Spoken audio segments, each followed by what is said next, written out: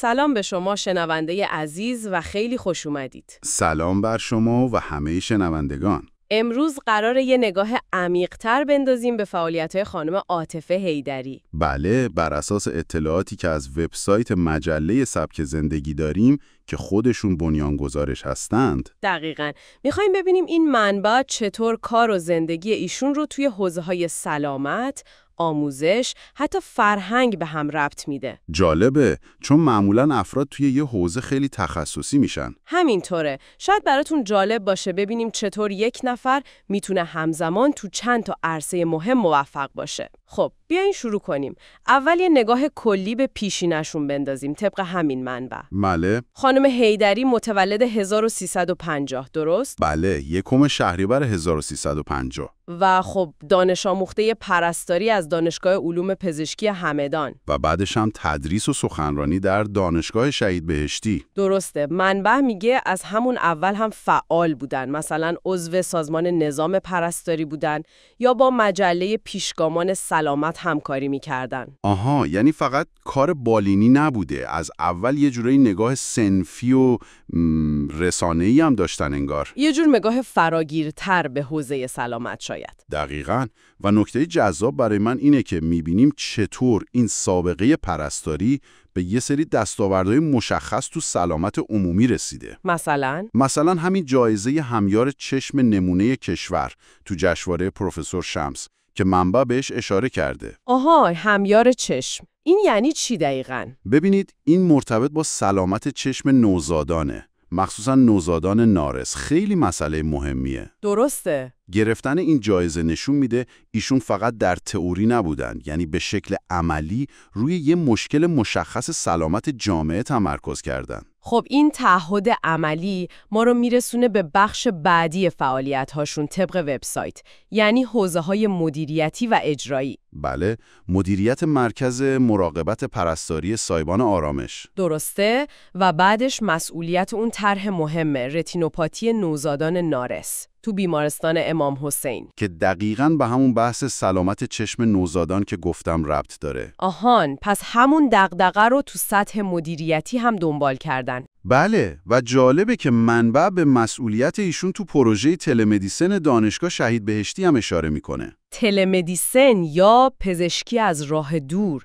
این دیگه خیلی متفاوته انگار. خب اگه بخوایم از دید این منبع نگاه کنیم، اینا یه جور تکامله. تکامل یعنی چطور؟ یعنی حرکت از مراقبت مستقیم، اون کار پرستاری کنار تخت مریض، به سمت تأثیرگذاری روی کل سیستم. مدیریت یه مرکز یا اجرای یه طرح بزرگ تو بیمارستان. دقیقاً. این یعنی مدیریت منابع، مدیریت فرایندها. و تلمدیسن دیگه خیلی نگاه به آینده است. یعنی استفاده از تکنولوژی برای اینکه خدمات سلامت به آدمای بیشتری برسه، محدودیت جغرافیایی رو کم کنه. پس میشه گفت طراحی سیستم‌های جدید مراقبتی، نه فقط اجرای کارهای روتین. دقیقاً همین. و بعد منبع ما رو میبره سراغ یه جنبه دیگه که شاید کمتر انتظارشو داشتیم، فرهنگ و رسانه. بله، بنیانگذاری مجله سبک زندگی. و اون شعار جالبش، زندگی سالم، مهر و اندیشه. ترکیب مهر و اندیشه کنار زندگی سالم. آره، انگار سلامت رو فقط جسمی نمیبینه، یه نگاه کلنگر داره. همینطوره. منبع میگه ایشون تو زمینه شعر و داستان کودک هم فعال بودن، تو مرکز آفرینش‌های ادبی. و همکاری به عنوان دکلاماتور با مؤسسه رساتنین سرنا. حتی مدرک سخنرانی هم دارن از انجمن سخنوران ایران.